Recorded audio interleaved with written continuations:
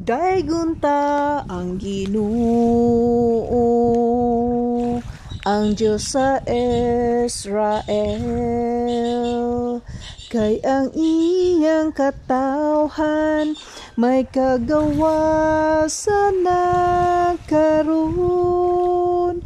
Giisa niyang usa ka manluluwas, kaliwat ni David nga iyang sulugoon. Mao kining iyang saad sa dugayng panahon.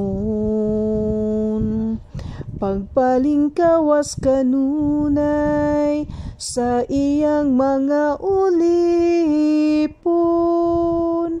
Ang buutan walay kahadlukan, kay matuod nga mga anak sa balaan nga Abraham. Ug ikaw bata pagatawgong propeta sa labing halangdon. Ikaw magalakat una kaniya, pagsangyaw nga umaabot na siya.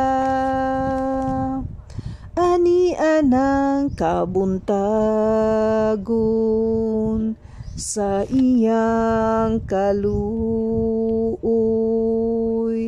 nga mo silang ug mubanwag kanatong tanan, nga nagpuyo di nag-uman sa kamatayon. Iyang lamdagan ang atong dalan, aron kita maglakat nga malinawon. Daygunta ang Ginoo, ang Diyos sa Israel.